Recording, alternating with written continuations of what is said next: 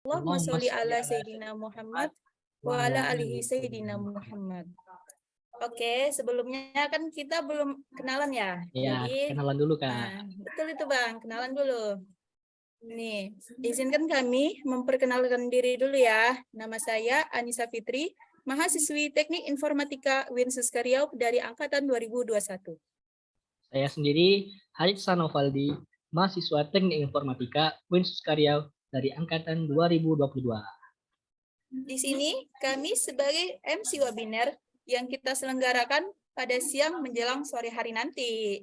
Nah, untuk memperkenalkan diri kayaknya cukup sampai segitu aja ya kan Bang? Iya, kayaknya udah gitu ya, gitu Kak. Tapi sebelumnya nih, kamera teman-teman, nah, ayo diaktifkan kembali. Ya nih, kan kita juga mau lihat nih wajah teman-teman semuanya yang cantik dan ganteng itu loh. Jangan lupa pakai juga background-nya ya kan Bang? Iya, Bersamaan waktu berkapelan tanya. kita semua kan Kak. Betul Bang. Oke, selanjutnya kita ucapkan terima kasih dan selamat datang kepada Bapak Irsyad, STMT selaku dosen penasehat Fikma, serta yang kita hormati Ketua dan segenap pengurus Fikma Squad yang sudah mempersiapkan webinar pada siang hari ini. Dan juga yang nggak boleh ketinggalan nih, kita ucapkan juga terima kasih dan selamat datang untuk para pemateri kita. Serta kami mengucapkan selamat datang untuk para peserta acara webinar pada siang hari ini. Dan nggak lupa juga nih, terima kasih kita untuk teman-teman kita yang udah nyempetin diri untuk mengikuti webinar pada siang hari ini. Yang pastinya nggak akan nyesel deh kalau join di webinar ini, dan insya Allah kita akan mendapatkan banyak banget ilmu dan banyak banget manfaat setelah webinar ini. Oke, selanjutnya acara kita yakni apa tuh Kak?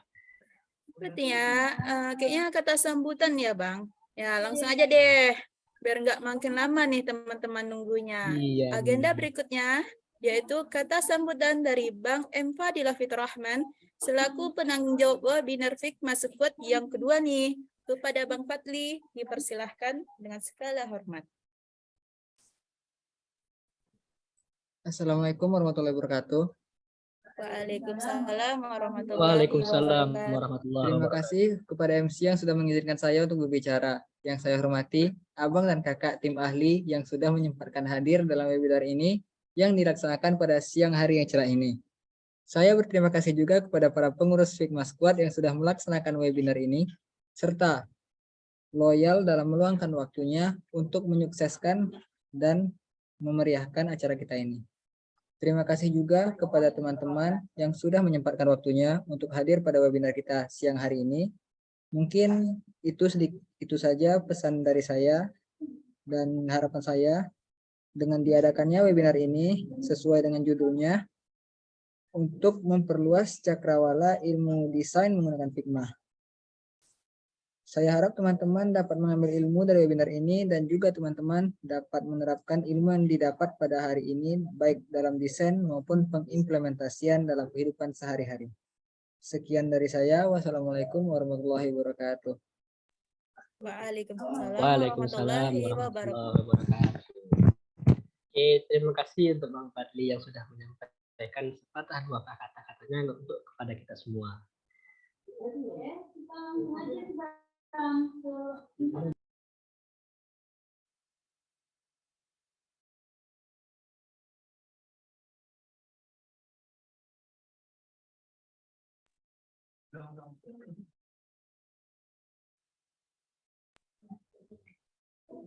Oke, kita langsung aja nih Bang ke agenda intinya ya kan Bang? Ke Iya. agenda intinya nih. Nih, kita sambut nih dia. Pemateri pertama kita yaitu Kak Delia Putri. Halo Kak. Halo Kak Delia. Iya, halo. Apa kabar nih Kak? Alhamdulillah baik. Alhamdulillah. Kegiatan kuliah Kakak gimana nih sekarang Kak? Lumayan terganggu sih karena masih KP juga. Tapi oke. Jadi Kakak masuk ke dunia UI UX nih sejak kapan sih Kak? Boleh dong cerita. UI UX mungkin ya awal-awal semester sih. Awal semester 1. Nah, keren sih Kak. Mantap nih Kak ikutnya. Langsung aja ya Kak. Boleh nih Kak. Langsung kita ke materinya. Pada Kak Delia, dipersilahkan.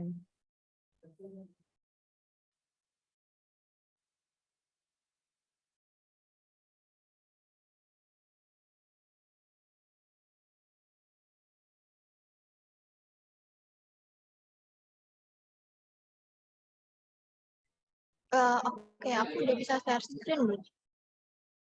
Sorry ya kalau ada noise, soalnya lagi di live. Belum Kak.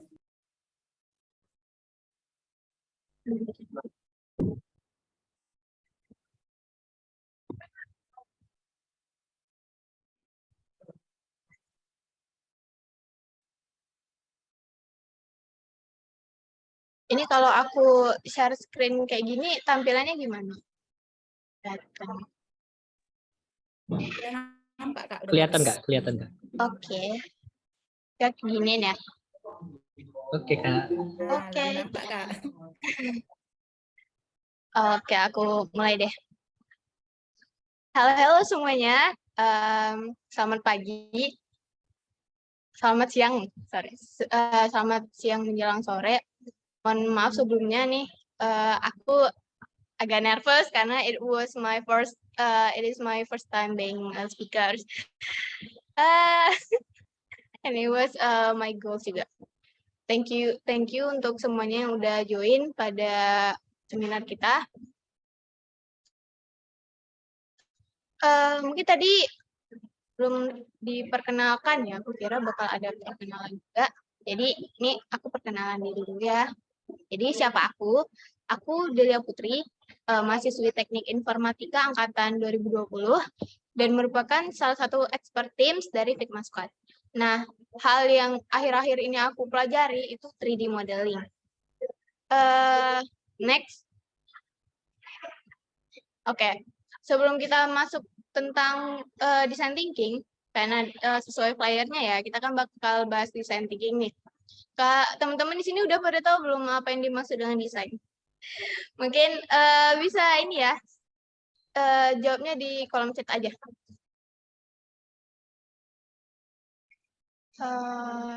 Bentar.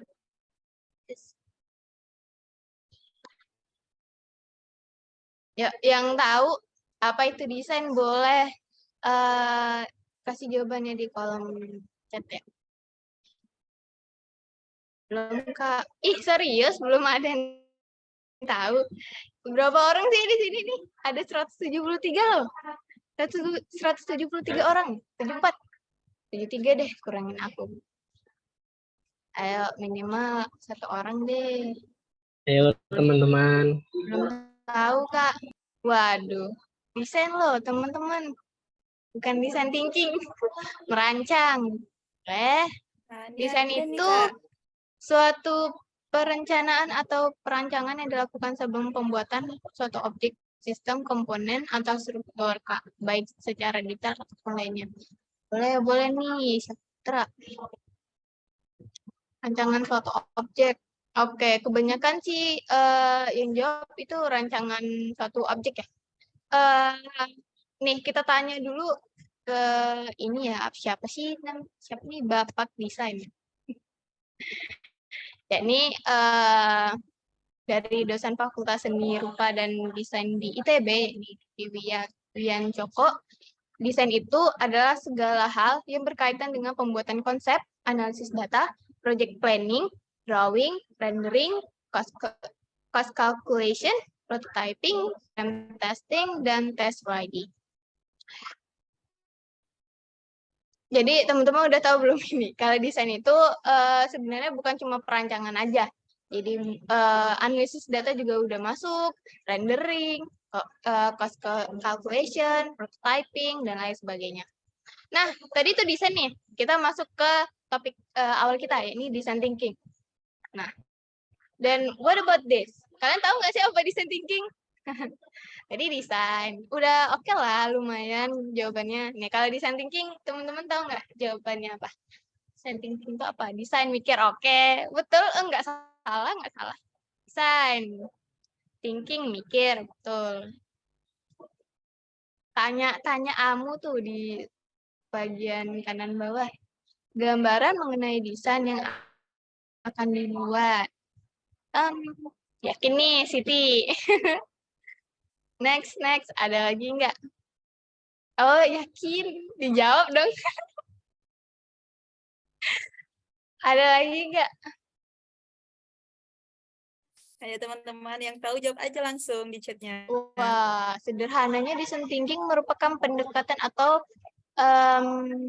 metode pemecahan masalah baik secara kognitif, kreatif maupun praktis untuk menjawab kebutuhan manusia sebagai pengguna. Boleh. Pemikiran desain, Kak. Hampir mirip yang di atas ya. Desain mikir, cara berpikir dari desainer. Masuk akal. Oke, kita next aja kali ya. Oke. Mungkin betul jawaban-jawaban dari teman tadi. Nah, aku ada dua ini ya. Ada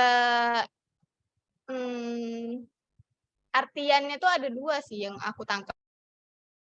Pertama itu dari dosen aku, yang kedua aku cari juga. Jadi di sini design thinking itu merupakan proses berulang atau perulangan yang mana kita dapat berusaha memahami pengguna atau user, menantang asumsi, dan mendefinisikan kembali masalah.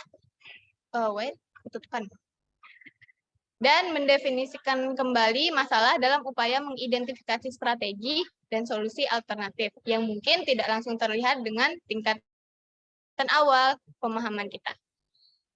Jadi di sini design thinking itu kalau kita highlight, dia itu pertama memahami user, terus dia menantang asumsi atau misalnya nih kalian pikir kayaknya usernya suka yang ini deh, nggak boleh kayak itu ya, bukan, kita nggak boleh berasumsi kalau buat design thinking, harus sesuai fakta. Dan mengidentifikasi strategi. Oke, next aja. Selanjutnya, pengertian lain dari design thinking itu adalah salah satu metodologi desain yang menyediakan pendekatan berbasis solusi untuk memecahkan masalah. Sama ya, problem solving. Metodologi ini sebenarnya telah mengalami evolusi dari berbagai bidang yang luas seperti teknik, bisnis, sampai arsitektur. Tidak ketinggalan juga dengan UI UX designer. Nah, teman-teman, kalau tadi kan udah dijelasin tuh design thinking tuh kayak gini. Yang kedua itu design thinking merupakan sebuah metodologi. Teman-teman tahu nggak metodologi itu apa? Metodologi, apa bedanya metodologi sama metode? Ada yang tahu nggak? Ini mungkin ada kakak-kakak yang udah ini mungkin ya, sempro, atau yang udah lulus S1, tahu apa itu metodologi sama metode nggak? Bedanya apa? Boleh jawab di chat ya? Aku tunggu nih. Sudut Ayo pandang. teman-teman. Ya teman-teman, yang tahu aja jawab aja langsung. Wow, jawabannya ini benar. nih Jason bagus dari tadi nih. Metodologi merupakan ilmu-ilmu atau cara yang digunakan untuk memperoleh kebenaran menggunakan penelusuran dengan tata cara tertentu dalam menemukan kebenaran, tergantung dari realitas yang sedang dikaji. Metodologi tersusun dari cara-cara yang terstruktur untuk memperoleh ilmu. Pakai logika. Metodologi. Maksudnya apa nih ya, Muhammad? Ilmu-ilmu atau cara. Metode merupakan suatu aktivitas yang dipakai dalam melakukan kegiatan tertentu oleh suatu kelompok. Singkatan metode. Banyak banget. Wah. Kayak gini teman-teman. Mungkin aku langsung jawab aja ya kali ya. Jadi bentar. Jadi metodologi itu merupakan langkah-langkah dalam membuat sesuatu. Singkat aja sih. Metodologi itu merupakan langkah-langkahnya dalam membuat sesuatu. Sedangkan metodologi merupakan cara atau ilmu dalam membuat sesuatu. Jadi metodologi sama metode itu beda ya teman-teman. Nih teman-teman, pada benar nggak sih tadi jawabannya? Nggak ada yang benar sih, ada yang benar. Nah, yang dua ini udah paham belum sama yang sebelumnya? Karena kita akan next nih ke pembahasan yang mungkin cakupannya makin luas. Oke, mungkin aku lanjut aja. Oh, belum paham nih. Apa nih yang Ada belum yang paham nih? belum paham tuh, Resa. Kak. Apa yang belum paham nih? Apanya?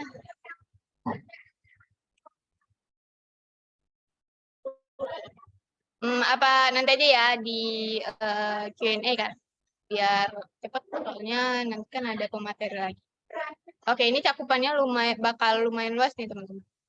Jadi kita kan bakal bahas nih yang warna pink ini, design thinking.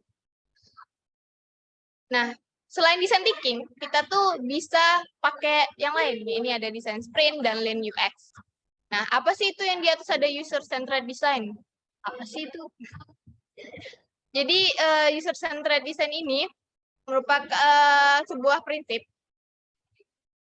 Oh my god. PPT aku yang baru belum prototype. Oke, gini aja dah. User centered design itu merupakan sebuah prinsip gitu. Sama kayak design thinking, dia kan merupakan proses ya. Proses jadi kan tahapannya tuh kalau design thinking ada 5. Nah, user centered design ini ada 5 juga sih. Nah, jadi design thinking ini mengambil gimana ya?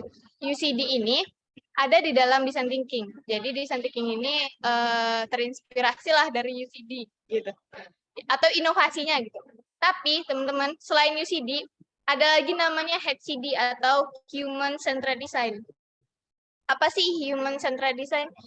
Human Centered Design itu sama kayak UCD, cuman cakupannya itu berbeda. Kalau HCD itu humans, kalau UCD itu user. Kan user sama humans kan sama, user kan manusia juga. Enggak gitu ya maksudnya. Kalau human centered design ini jatuhnya kayak kalian lebih meneliti ke manusianya. Jadi kayak ke psikologi manusianya. Sebenarnya manusia itu tuh biasanya nih kalau pakai laptop di bagian mana aja sih yang sering dipakai, itu keyboard kan. Terus mouse-nya itu apa namanya? Mousepadnya itu bagian mana sih yang sering dipakai gitu. Mungkin di bagian tengah nih jarang pakai, atau misalnya pas lagi main HP yang kidal sama yang enggak kidal kan beda tuh heat map-nya. Kalau misalnya UCD itu ke usernya, jadi kita udah mentargetkan usernya itu siapa, jadi kita bisa lebih detail lah untuk menentukannya. Nah, jadi kedengaran nggak sih suaranya? Sorry ya kalau berisik. Ya Kak, nggak apa-apa Kak. Kedengaran nggak? Kedengaran nggak? Dengar. Lagi di sekolah, maaf ya. Oke, next itu ada design thinking, UCD sama HCD. Apa sih perbedaan mereka nih? Di sini tuh kelihatan ya kalau mereka ini sebenarnya suatu inovasi deh. Jadi HCD ini awal, terus diinovasikan pada UCD, terus diinovasi lagi dengan design thinking. Gitu.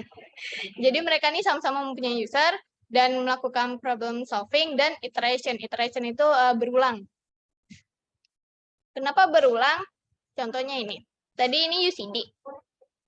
Nah, dia berulang kan ya. Jadi kita mengidentifikasi dulu apa yang kita butuhkan, apa yang kita inginkan. Terus kita cari spesifikasi konteks yang akan kita gunakan. Selanjutnya kita cari persyaratannya, atau kayak ya persyaratan sih. Kayak apa sih yang nggak boleh, atau ruang cangkupannya itu sampai mana aja. Terus kita lanjutkan dengan desainnya, solusi dari yang tadi itu. Selanjutnya baru kita evaluasi. Jadi itu kayak berlangsung ya. Kalau aku pikir itu tuh kayak maintenance gitu. Ya udah selesai, mau evaluasi desain lagi, next lagi, muter lagi gitu. Next itu ada ini HCD. HCD itu yang mana? Ini yang di tengah, yang grafik tengah. Itu ada inspiration, idea, ideation, implementation. Itu merupakan HCD. Jadi tahapannya itu ada 3. Nah, kalau misalnya design thinking itu ada 5 tadi ya. Empathize, define, ideate, prototype, dan testing. Kita nggak bakal bicara lebih tentang ini. Soalnya permasalahan kita bakal mendalamin design thinking tentunya. Design thinking tadi ada apa sih? Ada 5 ya? Oh, keblur, nggak apa-apa lah. Awalnya kita bakal bahas tentang empathize. Apa itu empathize? Empati. Empati itu di dalam design thinking merupakan upaya seorang desainer memahami keinginan atau kebutuhan penggunanya. Nah, empathize ini juga merupakan tahapan paling krusial dalam design thinking karena jika salah atau kita memakai asumsi seperti yang saya bilang di awal tadi, maka keseluruhan ide itu tuh bisa dibilang gagal atau tidak dapat diterima.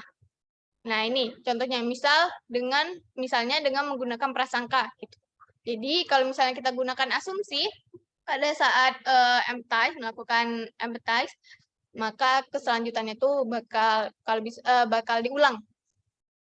Nah, empathize itu ada beberapa metode, salah satunya dengan melakukan wawancara. Nah, kita tahu wawancara itu diutamakan pertanyaannya itu bersifat terbuka, teman-teman. Jadi wawancara kan biasanya buat 2 orang di 4 mata gitu. Masa kita tanya, masa kita tanya sih, kamu punya Instagram nggak? Punya. Nanti dia jawab gitu doang. Jadi kalau misalnya wawancara teman-teman, kita usahakan pertanyaannya itu bersifat terbuka. Contohnya di sini, pendapat kamu tentang Instagram apa sih? Atau pendapat kamu tentang Elon Musk yang ngambil Twitter gimana sih? Gitu-gitu. Pokoknya yang lebih yang jawabannya tuh bisa di luar nalar atau bisa merambat ke hal lain. Next, itu ada observasi. Observasi yang pertama itu amati apa yang dilakukan pengguna, persiapan critical task dari produk, bersifat tugas, tes, atau dilakukan. Contohnya kayak gini, kalian punya produk atau misalnya mau suruh teman kalian, cobain apa sih sistem ini dong gitu. Misalnya apa ya, Tokopedia gitu. Tolong kalian kasih ini HP-nya ke teman kalian baru buka Tokopedia nih kan. Gimana sih? Tolong check outin ini dong gitu. Jadi kalian perhatikan teman kalian itu, apakah mereka terbata-bata melakukannya atau gini deh bahasanya. Mereka malah pilih hal lain atau menu lain. Biasanya kan kalau check out gimana sih? Lihat aja keranjangnya, terus check out, terus isi udah selesai. Nah, kalau teman-teman kalau misalnya orang yang yang diobservasi itu kesusahan malah buka profile atau malah cari hal-hal lain, buka search. Nah, itu harus kalian catat, teman-teman. Karena kita bisa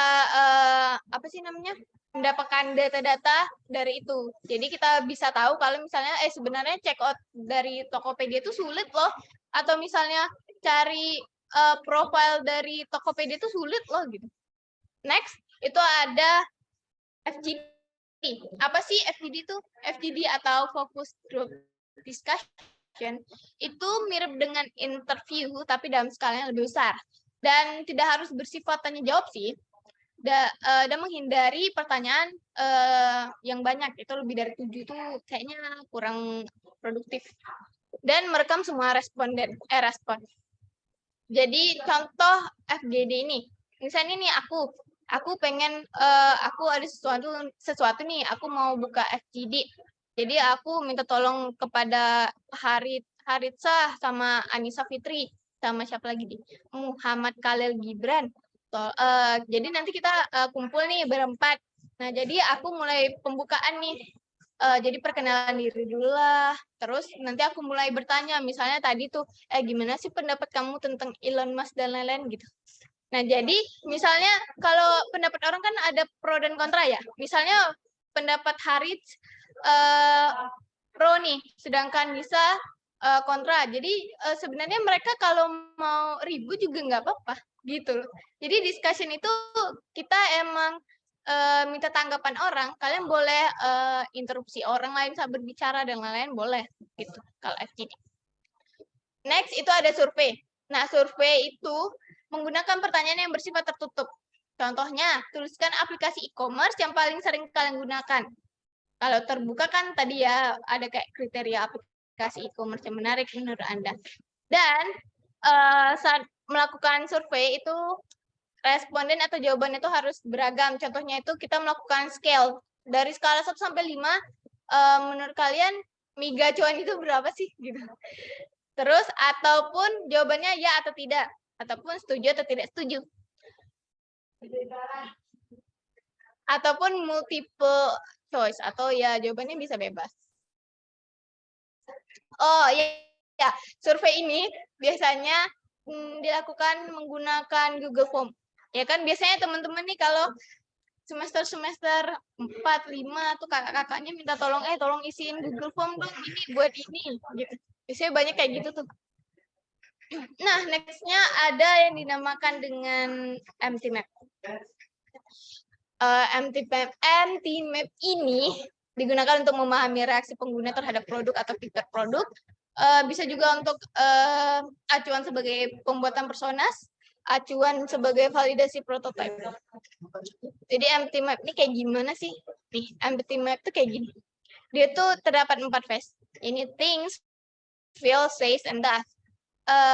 Apa yang mereka lakukan, apa yang mereka katakan, apa yang mereka rasakan, apa yang mereka pikirkan, itu kita catat nih. Gimana sih caranya biar tahu apa yang mereka katakan gitu, apa yang mereka pikirkan, apa yang mereka rasakan dan lakukan. Kita bisa lakukan dengan cara kalau misalnya katakan itu gunakan interview FGD hasil review online. Kalau misalnya yang kalian pikirkan itu interview sama FGD, feels juga, sedangkan does itu interview FGD dan observasi. Oh ya, tadi kan kita bahas persona ya di awal. Jadi empty map itu membantu kita buat persona juga. Apa sih persona? Nah, personas adalah representasi fiksi dari pengguna target yang didasarkan pada hasil penelitian dan wawancara dengan pengguna yang sebenarnya. Persona membantu tim desain memahami siapa pengguna yang sebenarnya, apakah dan bagaimana mereka menggunakan produk atau layanan yang sedang didesain.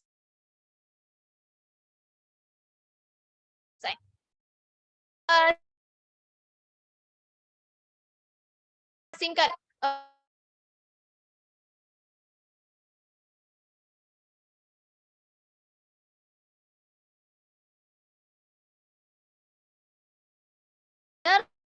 dan statusnya tunangan, punya goals, motivation, pain points, activities, tapi itu sebenarnya fiksi teman-teman. Fiksi dalam hal sebenarnya itu bukan dia gitu, bukan orang gambar ini, enggak gitu.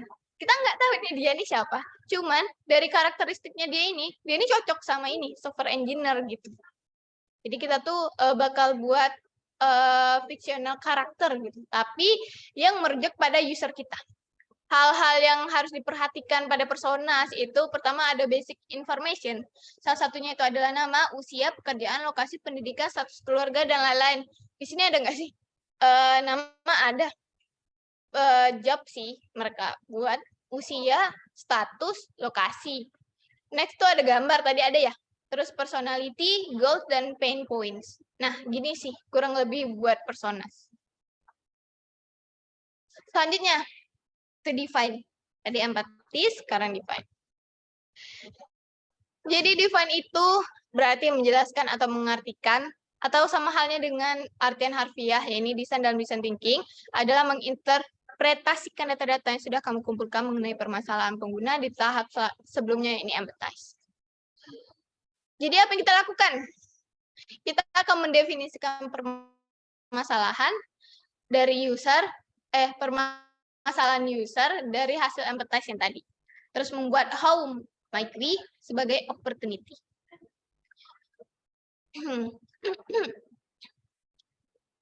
Jadi kan ada permasalahan user nih, pain points-nya banyak nih. Ini contohnya kayak course online.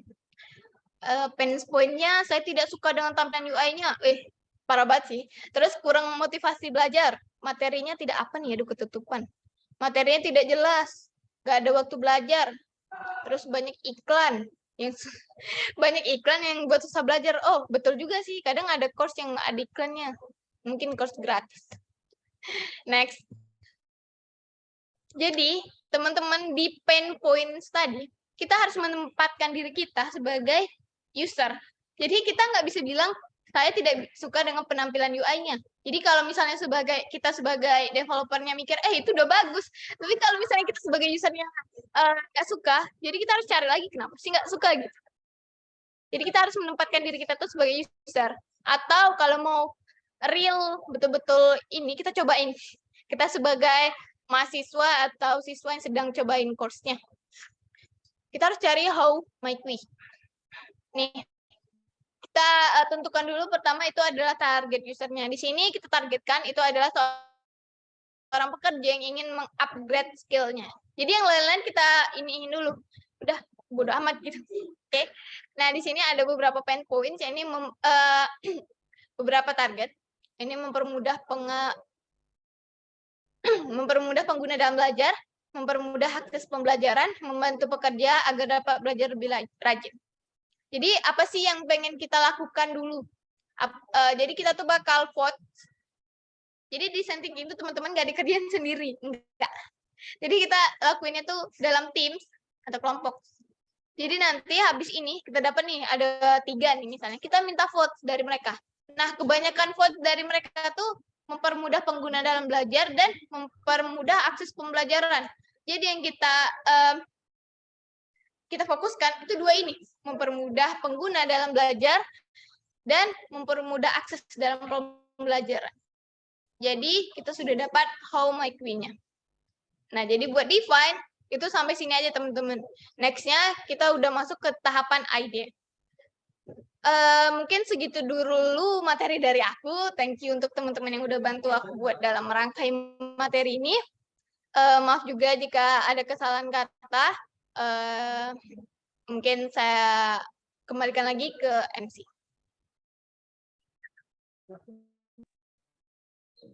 Oke. Terima kasih kepada Kak Delia yang udah menyampaikan materinya nih. Ternyata materinya gampang banget yang dipahami ya kan Kak? Iya, benar banget. Kayaknya nih ada nih pertanyaan dari peserta ini Bang. Dari peserta.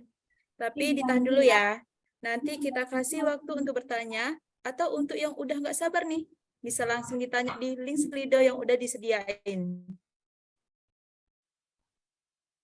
Oke, kawan-kawan, bagi yang ingin bertanya, silakan drop pertanyaannya di Slido yang telah disediakan. Betul sekali. Oke, gitu langsung saja ke pemateri yang kedua, yaitu Kak Egi Larasati. Selamat datang, Kak. Halo, Kak.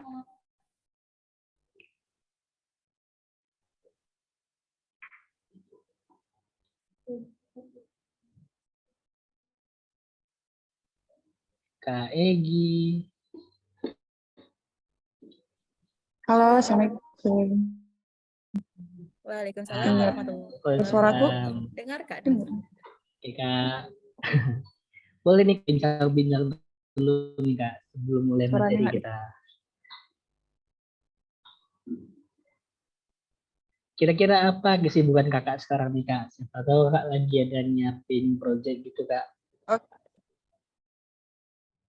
Oke, sejauh ini aku lagi menjadi mahasiswi Winsus Karya semester 6 ya teman-teman. Juga sedang melakukan magang di Radio Aditya. Itu aja sih. Mantap dong, Kak. Berarti ini udah ready belum, Kak, untuk ngisi materi kita hari ini, Kak? Oh, ready dong. Kalau nggak ready, nggak bakalan webinar kita siang ini. Oke, langsung saja. Kepada Kak Egi Larasati, dipersilahkan dengan segala hormat. Oke, terima kasih Hari dan juga Nisa. Boleh izin share screen ya teman-teman? Boleh. Ya, silakan, Kak.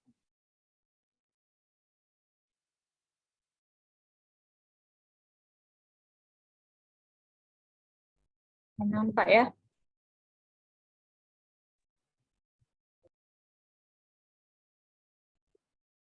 Bismillahirrahmanirrahim. Langsung saja, karena tadi udah dibuka oleh Kak Delia dan juga Kak Hari, juga ada Kak Nisa yang sudah membuka webinar kita pada siang hari ini. Nah, sebelumnya Kak Delia juga udah jelasin apa itu empathize dan juga define.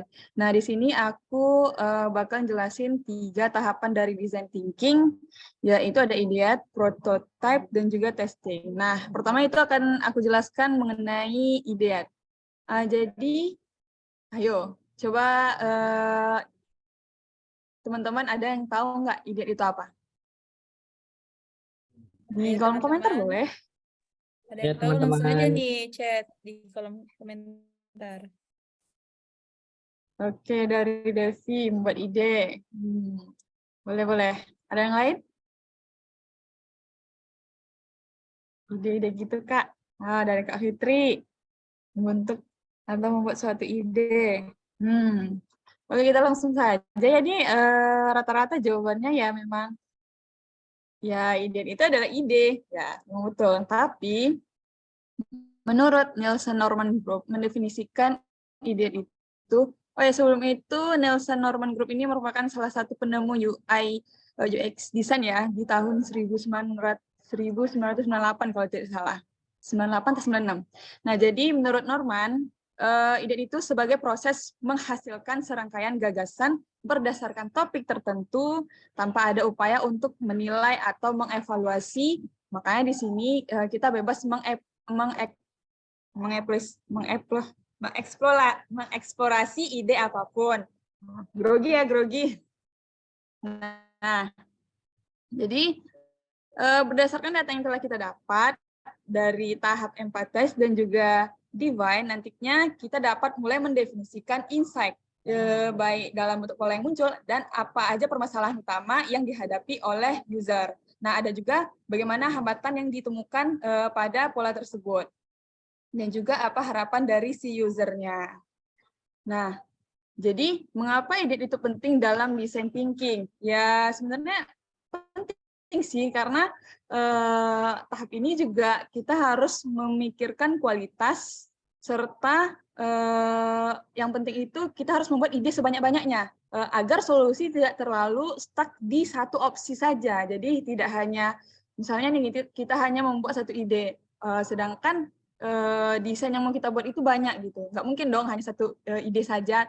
Otomatis ide ini kita harus dapat ide, kita tulis, dapat ide, kita rangkum, kita jadikan kayak note gitu agar nantinya kalau misal lupa kita bisa lihat lagi catatan kita.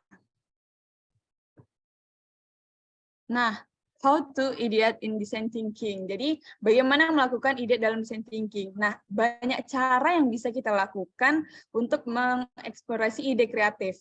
Nah, yang penting itu kita harus menyesuaikan kondisi yang ada dengan metode yang kita pilih. Nah, seperti mempertimbangkan kenyamanan dari user dan juga atau dari narasumbernya atau dari kinerja tim desain kita. Nah, ada beberapa mungkin cara atau metode yang dapat kita lakukan dalam menentukan ide dalam design thinking. Yang pertama itu ada brainstorming.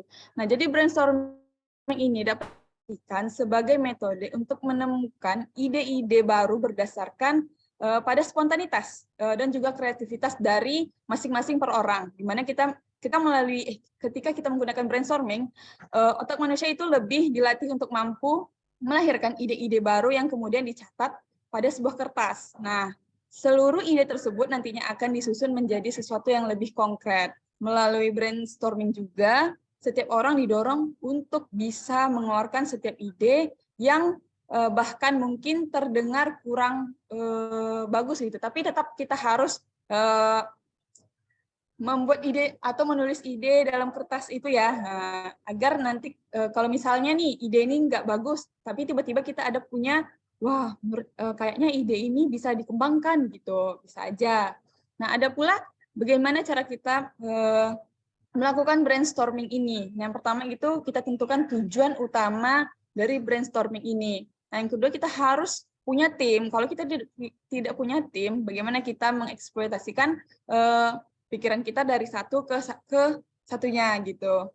Nah, yang penting yang harus lagi kita memiliki seorang pemimpin agar kita bisa diberikan arahan setelah kita melakukan ini lagi gitu. Nah, selanjutnya kita bisa setelah semuanya terkumpul baru kita diskusikan bersama tim dan jadi setiap ide-ide yang masuk itu harus dicatat biar nanti ada kesimpulan yang keluar dari hasil diskusi kita tersebut. Nah, yang kedua itu ada body storming. Nah, body storming ini ialah teknik mengalami situasi secara fisik untuk mendapatkan ide-ide baru. Nah, di mana hal ini membutuhkan pengaturan sebuah pengalaman itu bisa disebut secara fisik dia. Untuk pengujiannya, di mana body storming ini juga dapat mencakup mengubah ruangan kita ini secara fisik selalu dalam pembentukan ide. Misalnya kita melihat kursi, kita lihat, kita pegang, jadi kita menimbulkan ide-ide dari melihat kursi tersebut. Apa sih yang harus kita buat dalam kursi ini gitu, ide-idenya. Nah, yang ketiga itu ada brainwriting. Nah, brainwriting ini juga menjadi salah satu teknik yang cukup menarik untuk menghasilkan sebuah ide. Karena kebanyakan juga orang menggunakan brainwriting ini ya karena itu dia berupa kertas ya. Jadi kita tulis, nanti kita kumpulkan, kita tulis. Jadi selain kita tulis, kita kumpulkan, kita juga lihat nih punya teman-teman. Kalau misalnya ada yang sama, oh jangan ditulis lagi gitu. Kita cari ide yang lain supaya nanti kalau misalnya kalau nggak sama kan lebih enak gitu untuk meminimalisir double-doublenya kertas. Jadi kita buang kertas nantinya. Nah, yaitu ada mind mapping. Nah, sejauh aku menjadi mengenal desain juga, itu kebanyakan orang menggunakan mind mapping. Dikarenakan salah satu metode ini juga dirancang dengan cara memetakan informasi dalam bentuk grafis. Jadi mind mapping ini dapat dipetakan menggunakan garis percabangan ya, tampak dilihat dari tampilan. Jadi brainstorming ini juga masuk dalam mind mapping, hanya saja dia kalau dipecahkan bisa saja gitu. Nah, jadi mind mapping ini juga membantu seseorang dalam berbagai hal seperti merencanakan, berkomunikasi, mengingat sesuatu hal yang sudah kita pikirkan sebelumnya, kita ingat lagi gitu. Nah, mungkin aku rasa udah paham lah ya untuk ide, karena itu lumayan simpel ya untuk memikirin ide-ide. Hanya saja kalau misalnya idenya ketabrakan gitu, mungkin kita perlu diskusi. Jadi kalau ada pertanyaan, boleh ya di slide 2 aja. Nah, kita lanjut ke apa sih prototyping itu? Boleh di room chat apa itu prototyping atau prototype? Silahkan. Kalau suaraku nggak kedengaran, bilang ya, teman-teman. Dengar nggak? Ya, teman-teman, apa itu Prototyping. Bisa Prototype langsung Apa yang cek. tahu langsung aja ya di room chat biar aku sedikit bisa menggambarkan jawab di prototype komentar. itu.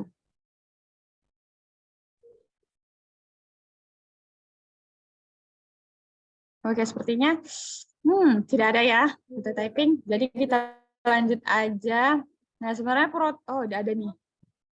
Ada Ya, tuh, Jason dari tadi ya, keren juga Jason ini. Prototyping bisa dibilang sebagai purwarupa ataupun pemodelan produk yang dibuat untuk keperluan awal pengembangan. Oke, betul ya Jason. Sebuah kerangka, oke Azhar, betul. Nah, semua yang teman-teman bilang itu betul. Dia berupa desain, konsep, model, juga research, evaluate produk, dan juga visual. Itu disebut dengan prototype. Nah, jadi menurut Darmawan dan Fauzi, itu prototype adalah satu versi dari sebuah sistem potensial yang memberikan ide dari pengembangan dan calon pengguna. Bagaimana sistem akan berfungsi dalam bentuk yang telah selesai. Nah, jadi ada contoh prototype enggak, Kak? Kayaknya ada sih. Nah, ini contoh prototype login yang aku buat sendiri ya. Nah, ini contoh prototipenya, maksudnya itu tampilan itu disebut dengan prototype. Nah, tapi ketika prosesnya jalan itu disebut dengan prototyping gitu. Jadi setiap tampilan itu memang beda pada desainnya. Biar pengguna atau user itu tahu, oh kalau kita mengisi itu harus satu tampilan lagi, kalau kita mau nambah password satu tampilan lagi. Terus di sini kita juga bisa sign up. Sign up itu kita bisa mengisi sesuai apa yang diperintahkan oleh mobile apps kita nanti, misalnya first name atau ngisi password atau mobile. Nah, di sini ada verification juga gitu. Jadi ini disebut dengan prototype login gitu. Nah, buat apa sih kita melakukan prototype? Jadi, kenapa kita melakukan prototipe itu penting? Nah, kenapa pentingnya? Yang pertama, itu kita bisa berinteraksi dan juga pengalaman. Di mana dengan melakukan prototipe, kita dapat merasakan bagaimana berinteraksi dengan tampilan dari desain atau UI yang akan diimplementasikan di produk kita tersebut. Nah, proses prototyping ini juga menciptakan sebuah experience. Nah, tadi kan UI, UX, user interface, user experience. Jadi kita akan menciptakan sebuah experience kepada penggunanya juga. Dengan begitu kita akan memahami dan mengerti apa dan bagaimana proses desain yang sesuai dengan kebutuhan dari si konsumen tersebut. Nah, yang kedua itu ada rebrand idea. Nah, di sini nih, di rebrand idea, kita mampu memahami hasil dari interaksi yang sudah kita lakukan. Nah, nanti kita akan menemukan kekurangan, terus misalnya ada kekuatan dari desain kita, terus kita juga bisa nanti menjawab pertanyaan yang belum bisa kita jawab saat mendesain gitu. Aduh, apa sih yang kurang tadi gitu? Apa sih, kenapa logo Instagram itu di sini gitu? Ternyata kita bisa sambil menjawab pertanyaan-pertanyaan tersebut. Nah, yang ketiga itu ada hemat biaya. Kenapa? Hemat biaya. Prototipe ini kita tidak perlu mengeluarkan biaya yang banyak atau uang yang banyak, dikarenakan dengan menggunakan kertas pun kita masih bisa membuatnya, kertas, pensil, penghapus. Nah, kita bisa membuat prototyping dari kertas-kertas bekas juga gitu. Di sana dari pembuatan yang simple dan juga tidak memerlukan biaya, dia akan tiba-tiba nanti ide yang mau kita kerjakan datang gitu di sela-sela kita mengerjakan prototipenya. Nah, yang terakhir itu ada time friendly, di mana dalam proses design thinking kita bisa membuat prototipe kurang dari 1 jam. Ya karena hemat biaya, kita bisa menggunakan kertas juga kan, bahan-bahan itu juga nggak terlalu mahal. Nah, ternyata ada proses loh dari pembuatan prototyping ini. Ya pasti dong semuanya ada proses dalam menjalankan tahap-tahap desain gitu. Yang pertama itu proses dari prototype. Nah, proses dari prototype ini kita mampu mengumpulkan kebutuhan. Maksudnya apa sih gitu? Ya ini developer dan klien bertemu dan menentukan tujuan umum. Misalnya tujuan dari kita membuat desain itu. Nah, kebutuhan yang diketahui dan gambaran bagian-bagian yang akan dibutuhkan berikutnya. Jadi kita mengumpulkan data, mengumpulkan kebutuhan untuk si developer dan untuk si yang desain gitu. Nah, yang kedua itu ada perancangan. Nah, setelah kita melakukan pengumpulan data, baru kita rancang nih. Kita rancang dengan cepat dan juga rancang mewakili semua aspek software, di mana kita mengetahuinya dan rancangan ini menjadi dasar pembuatan prototipe. Nah, yang ketiga itu ada evaluasi prototipe. Nah, di sini merupakan klien mampu mengevaluasi prototipe yang dibuat dan digunakan untuk memperjelas kebutuhan software. Jadi kita setelah pengumpulan data, perancangan, baru kita mengevaluasi desain tersebut. Nah, mungkin kita langsung masuk ke bagian terakhir, tahap terakhir dari design thinking. Oh ya, jangan lupa kalau misalnya ada pertanyaan, langsung saja ke slide yang sudah disiapkan oleh panitia. Nah, ayo kita tebak-tebakan lagi nih, supaya nggak ngantuk, supaya nggak boring. Apa itu tes? Testing. Apa itu testing? Boleh, silakan teman-teman di room chat. Yo, teman-teman yang tahu. Ya, silakan. Ya, segera. Kalau yang tahu, chat aja langsung di komentar nih, teman-teman. Pengujian, Kak. Oke, Azhar lagi nih pengujian. Yang lain dong, jangan Azhar sama Jason terus. Nah, Sisna, suatu kegiatan. Iya, Swati, pengujian terhadap Oke. Jadi. Nah, semua jawaban teman-teman itu betul semua ya. Nah, ya betul, semuanya tes gitu. Apa yang kita lakukan, apa yang kita kerjakan, dan adanya proses itu dinamakan tes juga gitu. Hasil dari kerja kita, hasil dari misalnya hasil dari semua hasil-hasil gitu, namanya tes. Kita akan melakukan tes. Dah, lanjut. Jadi tes itu pengujian prototipe kepada pengguna. Nah, betul ya tadi teman-teman sudah menjawab di room chat, tapi terkadang itu opsional sih, karena itu hanya memberikan, karena penguji akan memberikan keuntungan tersendiri, di mana dia akan membuat produk review. Dari situ kita bisa maksimalkan kembali produk tersebut dari feedback penggunanya atau usernya. Oke, jadi testing bertujuan juga menciptakan pengalaman otentik bagi user untuk menguji prototipe kita. Nah, di mana kita mampu mempelajari lebih lanjut tentang user kita, juga kita bisa menyempurnakan prototipe kita tadi, dan solusi-solusi kita yang kurang bisa ditambahkan lagi. Terus yang terakhir kita bisa memperbaiki point of view-nya, point of view dari desain kita tersebut. Nah, bisa dilihat ini alur tes ya. Pertama setelah kita mendapatkan ide, baru kita prototype, setelah itu kita melakukan tes, nanti baru optimize, setelah itu baru kita testing ke si usernya, baru sukses gitu. Jadi alurnya, jadi semua memiliki alur gitu. Nah, dapat kita lihat gambaran tahap design thinking yang sudah dijelaskan oleh dari awal, dari Kak Delia yang test dan define, juga aku, ideate and prototype, serta tes, itu sebenarnya tes ini tidak bisa mundur ke prototype, tapi tes bisa kembali ke empathize, define, sama idea. Nah, jadi prototype juga bisa kembali ke idea. Kenapa ya? Karena semuanya kalau misalnya tes balik ke prototype, gimana dia melihat, gimana dia mengubah desain gitu. Jadi dia kalau mau mengulangnya ya dia ulang kembali dan mengecek kembali, cross check lah gitu, ada yang tinggal nggak, kayak dia cek ke tahap-tahap sebelumnya.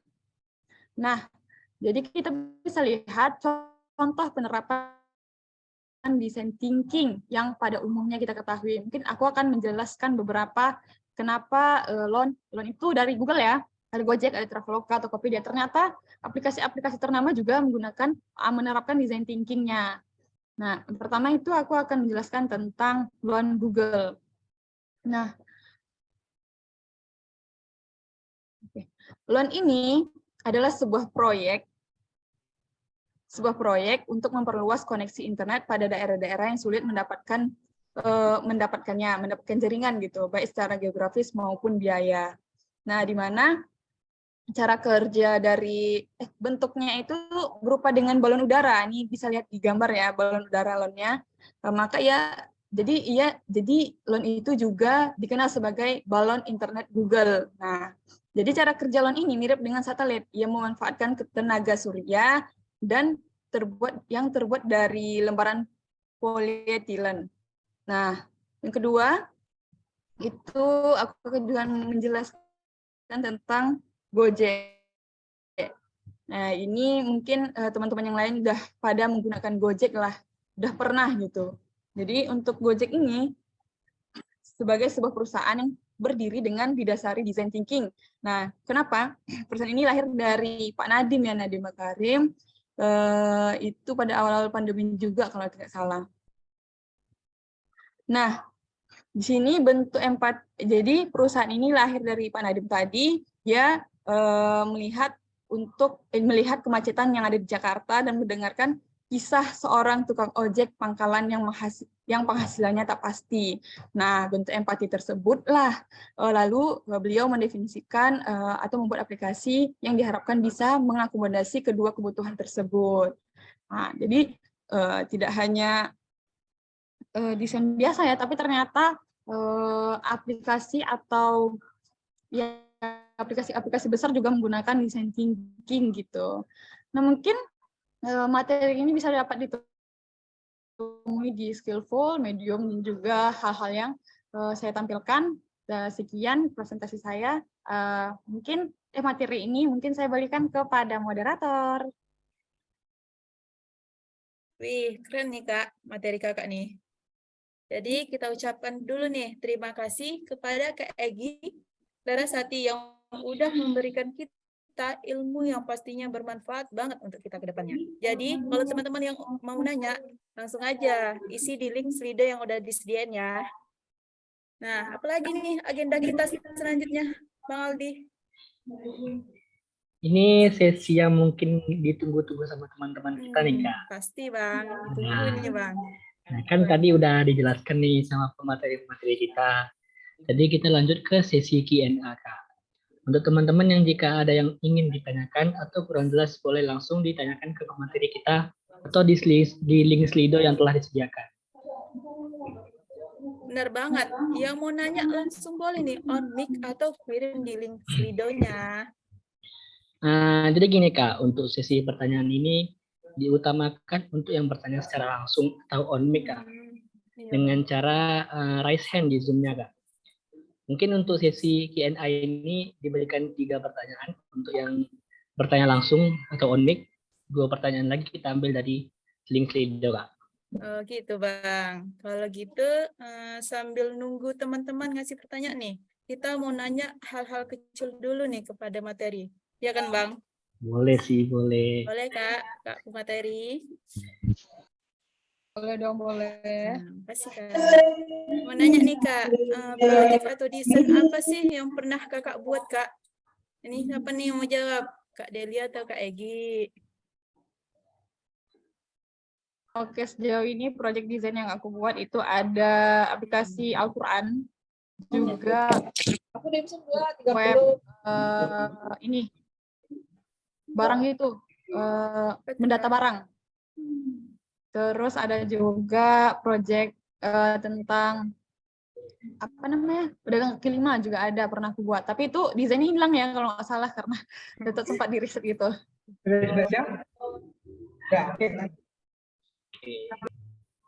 Oke. Jadi gimana, Kak? Ada lagi, Kak? Desainnya? Atau kalau dari Kak Delia gimana? Iya. Aku juga Delia. nih. Bentar ya. Apa ya? Seingat aku. Aku pernah buat desain website buat sepatu kayak penjualan gitu, marketplace. Terus apa lagi ya? Aduh, aku lupa, ntar buka Figma dulu. Serius aku lupa. Sorry. Oh ya, desain buat pencari pekerjaan, namanya Hire Finder. Terus desain website Al-Quran juga. Terus apa lagi ya? Mungkin aku lupa namanya apa. Mungkin itu dulu deh. Widih, mantap, Kak. Bagus apanya itu, Kak, desainnya. Nah, bagus nih untuk inspirasi teman-teman kalau mau bikin proyek-proyek baru. Gimana nih, Bang? Kayaknya banyak nih yang mau nanya, tapi malu-malu dia, Bang. Ya nih, Kak, ini ada satu orang yang angkat tangan nih, siapa Kak, itu? yang raise hand nih, Kak. Boleh. Untuk Kak Sisna, Sisna, boleh dong. On mic-nya. Langsung aja. Langsung saja. Sebelumnya Kak, bisa perkenalkan diri dulu asalnya. Baru, Kak. Perkenalkan, nama saya Sisna, asal dari Kalimantan Selatan, Universitas dari kampus UIN Banjarmasin. Pertanyaan saya, kan tadi di situ Kakak Ega Kak, menjelaskan. boleh on cam, Kak? Boleh dong on cam, Kak. Biar kelihatan mukanya, Kak. Nah, kan nampak nih wajah Kak. Oke, silakan, Kak. Saja Kak, tadi kan Kak Ega di situ menjelaskan 3 tahap design thinking. Nah, pertanyaan saya dari ketiga tahap itu yang paling berpengaruh dalam menghasilkan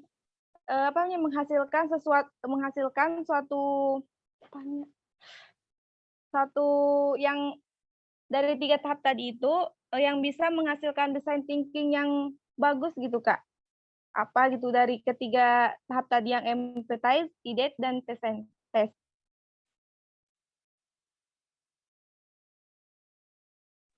Oke, kepada Kak Sisna, terima kasih pertanyaannya. Kak. Nih, Oke. Ini untuk pertanyaan Kak Egi, Kak ya. iya betul Bang. Kepada Nah, Kak Egi, silakan boleh Kak dong Egi. dijawab. Nah, berarti dia nanyain, oke terima kasih kepada Sisna ya, sudah bertanya.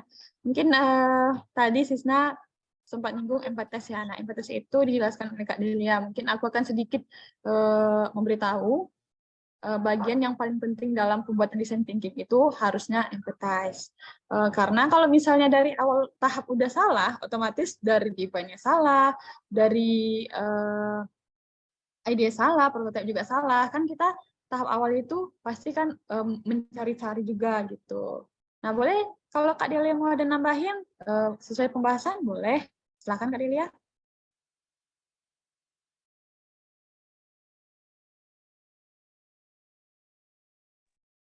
Mungkin aku kasih sedikit penambahan ya. Tadi kan di awal tuh ada kalau aku jelasin juga kalau misalnya empathize itu merupakan tahap yang krusial ya buat kelanjutan design thinking. Soalnya kalau misalnya salah dari awal, misalnya tujuan kita udah salah atau penempatan apa sih yang ingin kita lakukan itu udah salah, ke depannya bakal salah gitu.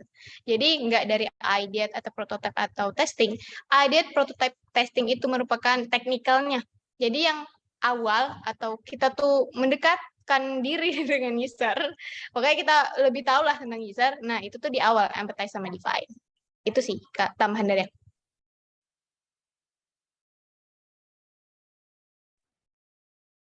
Jadi mantap Kak jawaban Kakak, Kak. Gimana nih Kak, apa? Kak Sisna, udah paham Kak? Iya Kak, makasih. Sama-sama Kak. Nih, boleh lagi nih teman-teman yang mau nanya, boleh dong di on mic kan. Yuk Langsung aja. kawan-kawan yang mau bertanya langsung. Kalau enggak, kirim di link Slido-nya yang disediakan.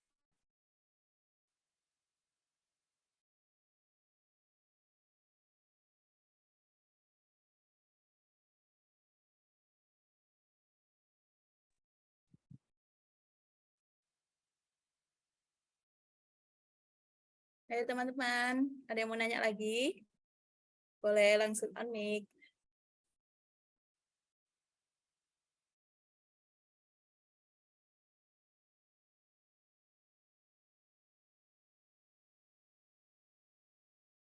Gimana nih Bang? Ada nih yang angkat tangan Bang. Nah ya, dari Kak Asrawati, silakan. Asrawati ya, silahkan dong Jangan Kak. lupa perkenalan dulu ya.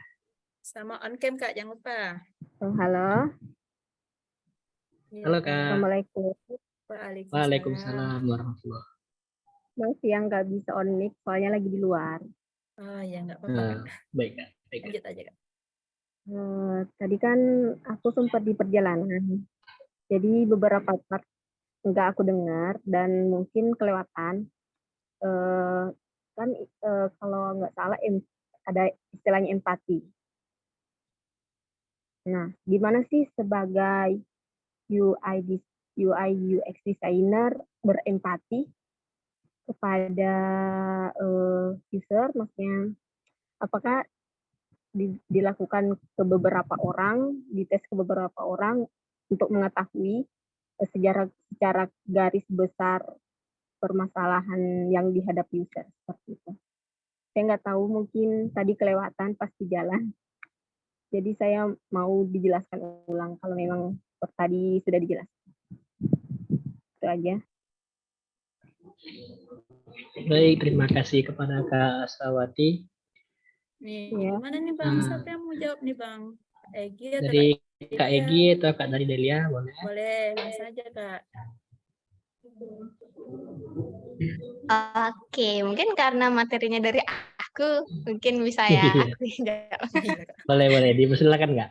Oke, makasih sebelumnya kepada Asrawati. Jadi gini, empati itu tadi ada beberapa metode ya. Yang pertama tadi ada wawancara, survei, apalagi ya tadi FGD dan lain-lain. Nah, untuk menentukan usernya itu siapa, pertama kan tadi kita udah dibilang juga kalau misalnya desain thinking itu inovasi dari UCD atau User Centered Design. Jadi kita orang-orang itu tuh sesuai lingkup skup ini kita, target kita. Jadi misalnya kita mau buat aplikasi buat suatu universitas. Nah, usernya mahasiswa universitas itu gitu. Jadi yang kita lakukan wawancara, FGD, interview dan lain sebagainya. Nah, itu mahasiswa-mahasiswa itu. Jadi tergantung skupnya aja lagi. Itu sih kalau dari aku. Makasih Kak Egi jawabannya. Gimana nih? Kak yang nanya tadi. Kak Asrawati. Iya, Kak. Berarti loan kan yang tadi dijelasin loan perusahaan Google dari Google itu kan ingin menjangkau dari yang kesulitan geografis. Apakah Google juga menerapkan hal yang sama? Boleh, Kak Delia. Apakah Google menerapkan hal yang sama? Apakah Google datang secara langsung ke tempat kesulitan geografis itu untuk melakukan penelitian semacamnya? Gitu. Mungkin kakaknya tahu.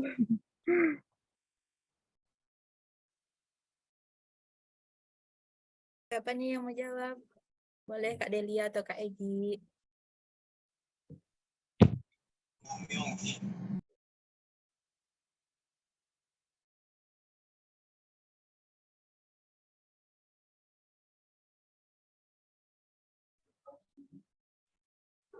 Kak Delia.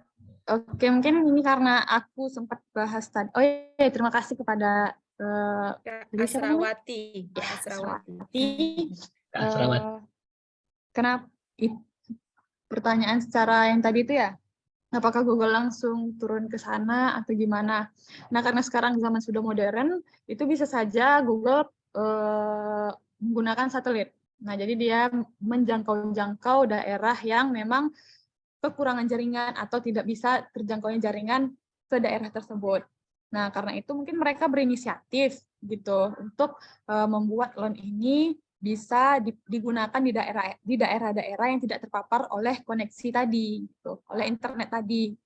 Nah, seperti itu. Mungkin boleh aku tambahin ya.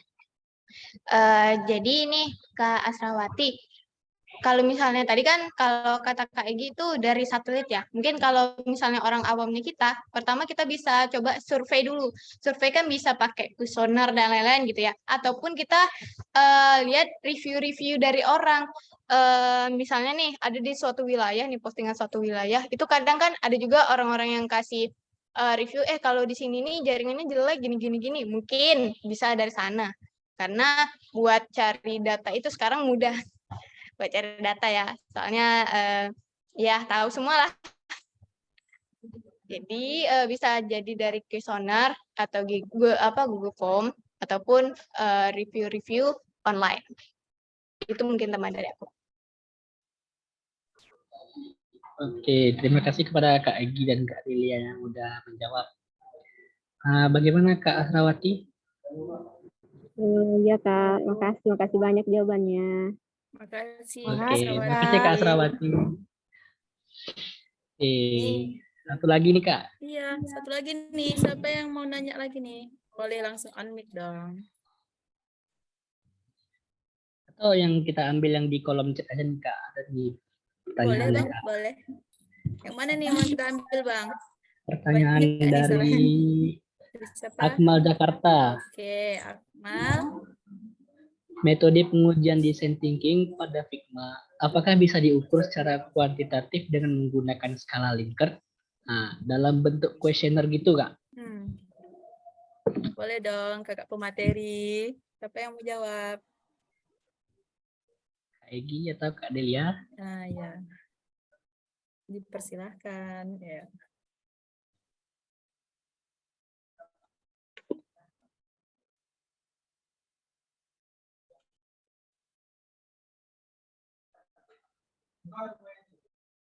Kak Delia, Kak Egi. Oh ya, oke. Oke. Oke, dari Akmal, metode pengujian design thinking pada Figma apakah bisa diukur secara kuantitatif dengan menggunakan skala Likert dalam bentuk kuesioner? Kalau jawaban dari aku, bisa. Kan jawabannya bisa tuh. Apakah bisa? Iya, bisa. Kan tadi testing ya jatuhnya. Itu, testing kan. Testing itu bisa banyak hal juga ya, Kak. Bisa juga live, iya kan? Kayak tadi aku bilang ada observasi. Observation itu kan tadi aku minta tolong check outin di apa namanya? Di Tokped ini tolong dong. Ini aplikasi Tokped tolong check out kan gitu. Dia bisa atau enggak? Itu kan kita ngukur ininya ya. Apa sih namanya? Pengujian design thinking-nya ya dari Figma. Kalau misalnya dia nggak bisa atau malah apa sih namanya bingung. Nah, itu kan bisa kita pikirkan kalau misalnya design thinking kita belum dapat gitu. Jadi kita bisa evaluasi lagi. Nah, itu kalau cara observation. Kalau misalnya pakai skala Likert itu bisa juga. Soalnya kami dulu juga pernah gitu kok. Jadi kami buat design thinking juga, desain UI UX nih misalnya. Terus kami butuh testing dari user.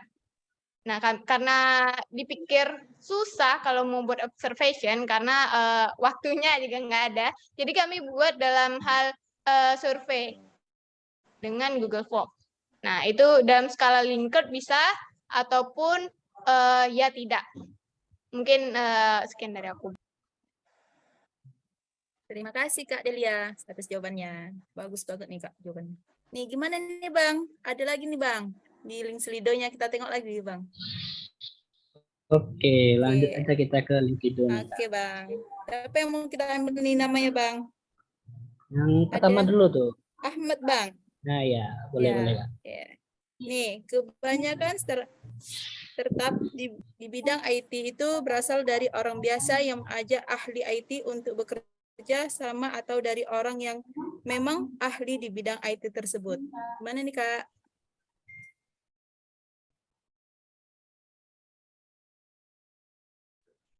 Dari Kak Delia boleh. Oke, Dari Kak mungkin Egi dari pun aku boleh. dulu ya. Mungkin Kak Egi nanti mau Nah nambahin ya, gitu. boleh, Oke. boleh. Kebanyakan startup di bidang IT itu berasal dari orang biasa yang mengajak ahli IT untuk bekerja sama atau dari orang yang memang ahli di bidang IT tersebut. Jawaban aku pertama relatif.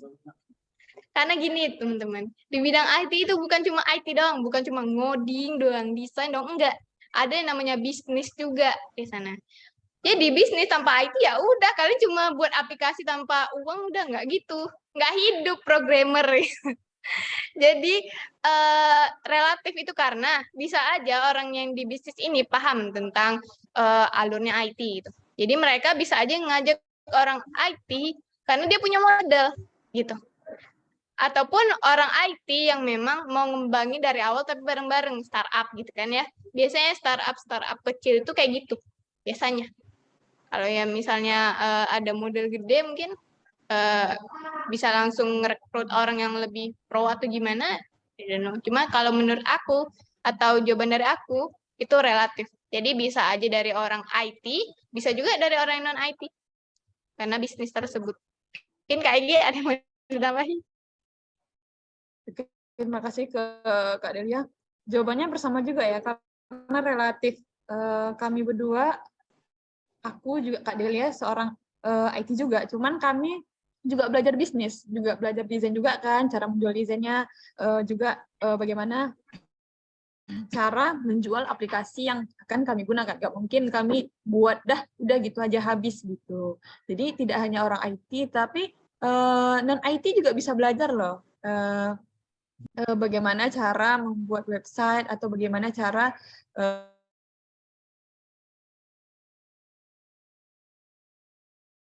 mendesain web itu atau mobile apps juga bisa. Kalau orang non IT ya, kalau ada niat mungkin aku rasa lebih gitu sih.